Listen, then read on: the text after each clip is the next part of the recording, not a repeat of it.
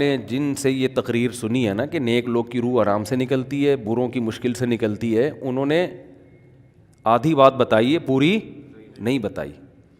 میں نے کہا یہ تو صحابہ کے دور میں نے کہا اگر آپ حدیثیں پڑھ لیتے, ایک آیت سے کبھی تھوڑی مسئلہ حل ہوتا ہے.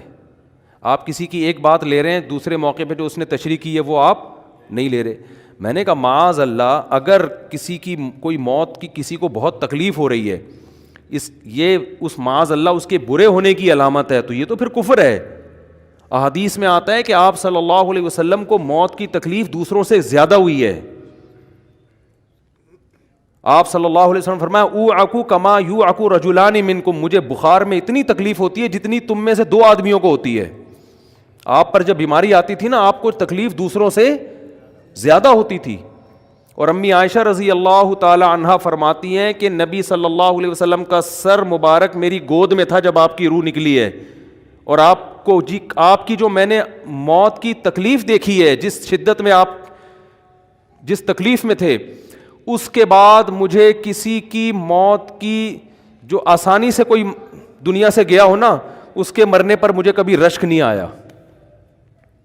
رشک کا کیا مطلب کہ بھئی یہ اتنی آسانی سے چلا گیا تو اس کا مطلب یہ زیادہ اچھا تھا, اور معاذ اللہ آپ صلی اللہ علیہ وسلم کے اعمال کم تھے, تو یہ تو ممکن نہیں ہے نا. کہتے ہیں مجھے کبھی کسی پہ رش نہیں آیا کہ آرام سے مر گیا تو بہت نیک ہوگا. ٹھیک ہے نا, بہت مشکل ہے سمجھانا.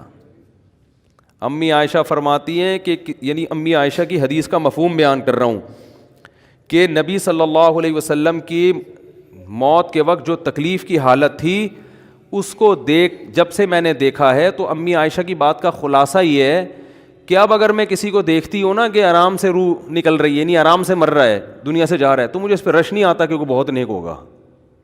کیا مطلب, اس کا نیک عمل سے تعلق بولتے کیوں نہیں ہے. لیکن ہمارے ہاں سارا مدار کس پر ہے, مرنے کے بعد شکل کیسی ہے اس کی, آڑا ترشا ہو گیا تو جہنم میں جا رہا ہے, اس کا مطلب. اور اگر مرا ہوا ہے, دانت کھلے میں, ایسا لگ رہا ہے مسکرا رہا ہے, تو سیدھا کہاں جا رہا ہے.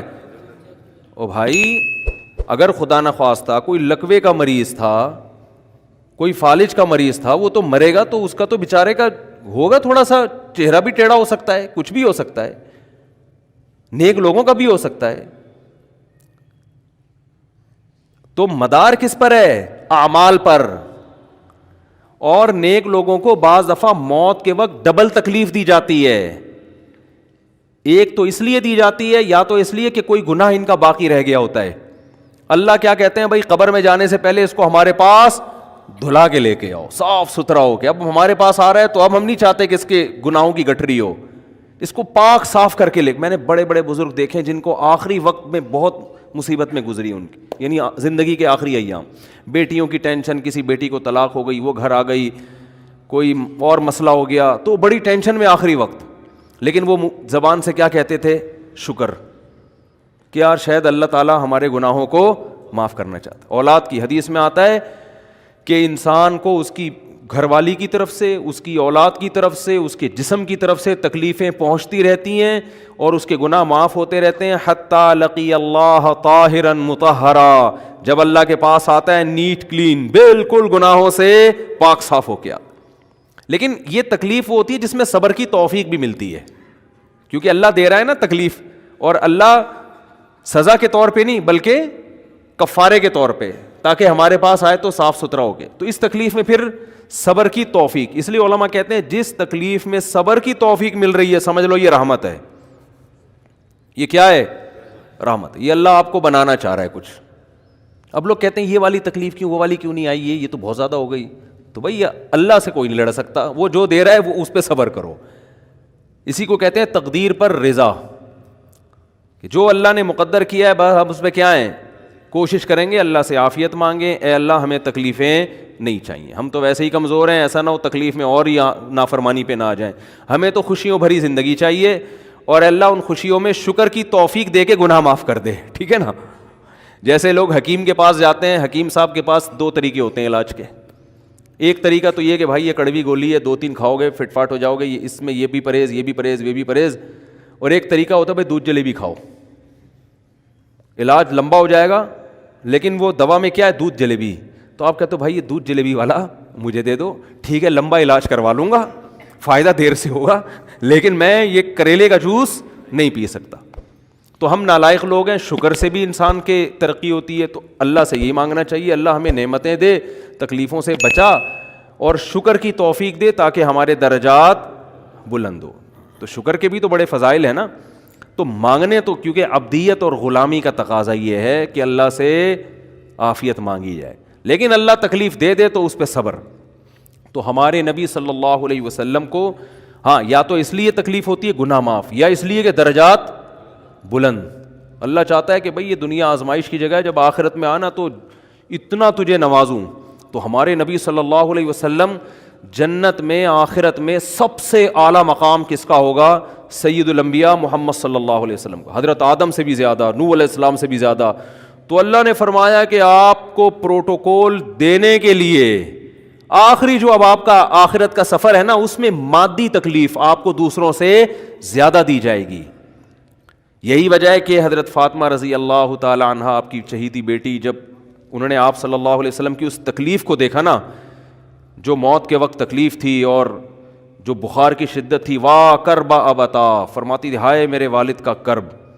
بہت زیادہ غمزدہ ہو گئیں ان کو دیکھ کر کس قدر تکلیف میں ہے. تو آپ صلی اللہ علیہ وسلم نے فرمایا لا کرب علی ابیک بعد الیوم. کیسے تسلی کے جملے.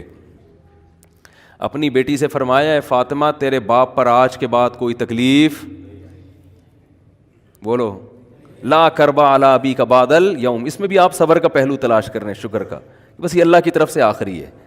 آج کے بعد اے میری بیٹی تیرے باپ پر کوئی تکلیف نہیں. اپنی بیٹی کو بھی تسلی دے رہے ہیں کہ غم ہلکا کر, بس یہ اللہ کی طرف سے آخری ہے, آج کے بعد کوئی تکلیف نہیں ہوگی. تو ہمارے ہاں وہ بیچارہ تکلیف سے جا رہا ہے, تو یار دیکھا آ گیا نا سامنے, لوگ کہہ رہے ہیں یہ دیکھا, ہم تو کہتے تھے بندہ ہی 2 نمبر ہے, اب آ گیا نا تو دیکھو کیسے مر رہا ہے. اور پیغمبروں کو تکلیف تو دی جاتی ہے, لیکن کوئی ایسا عیب نہیں ہوتا, ایسی بیماری نہیں ہوتی جو لوگوں میں معیوب سمجھی جاتی ہو, یہ نہیں ہوتا. کیونکہ پیغمبر اللہ کے قاصد ہیں, تو اللہ ان کو ہر لحاظ سے امت کو یہ بتانا چاہتے ہیں یہ میرے رسول ہیں, یہ میرے سفیر ہیں.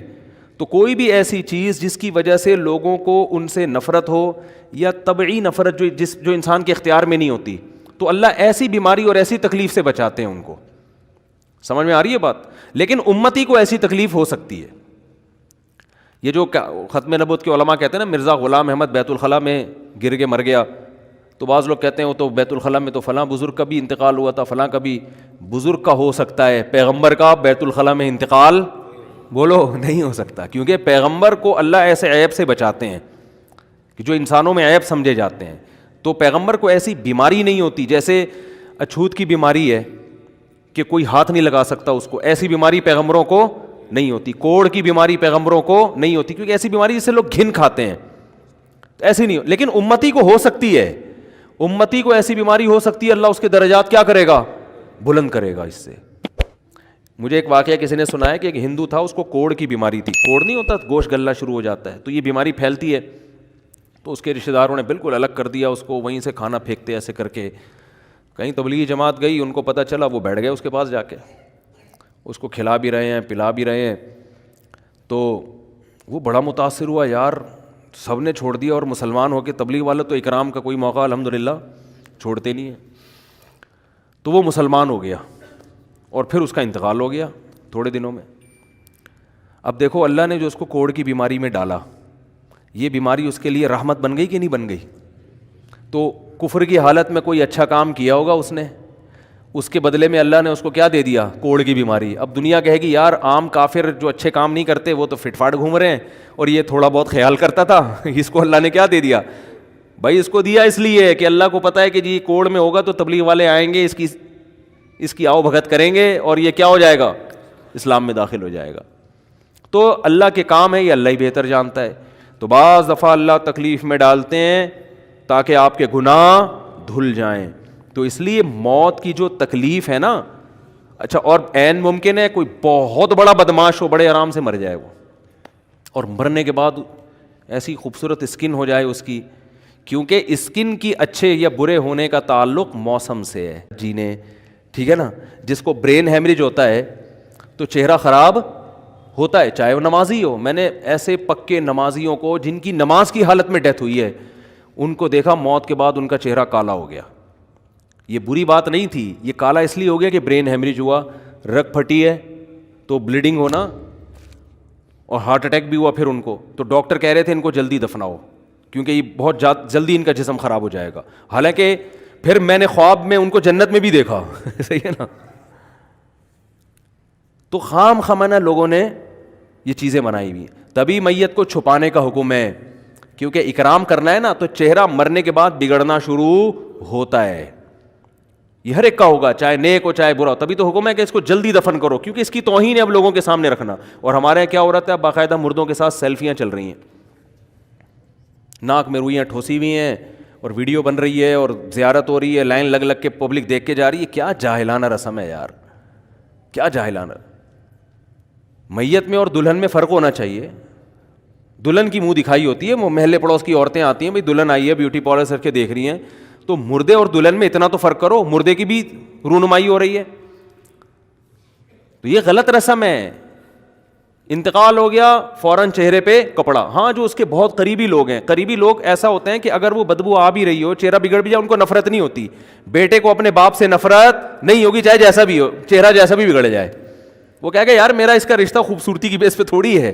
لیکن اجنبی لوگ جب اس کو دیکھیں گے تو چہرے کے بارے میں تبصرے بھی کریں گے. اور ایک صاحب کا انتقال ہوا, میں نے کہا جلدی دفناؤ, چہرہ نہ دکھاؤ. تو انہوں نے کہا لوگ کہیں گے یار لگتا ہے کچھ چہرہ بگڑ گیا اس لیے چھپا رہے ہیں. میں نے کہا اب تو اور چھپانا چاہیے, اس لیے کہ جس کا بگڑ جائے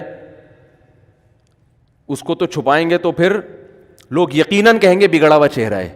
تو اس رسم ہی کو ختم کر دینا چاہیے. انتقال ہوا فوراً چہرے پہ کپڑا. ہاں بیوی دیکھ سکتی ہے اپنے شوہر کو, یا بیٹے ہیں, یا اس طرح جو بھائی بہن ہیں قریبی, وہ دیکھ لیں. باقی پبلک سے چھپا کے اس کو فوراً کیا کرو, دفن. اب تو قبر میں جا کے بھی دکھا رہے ہوتے ہیں.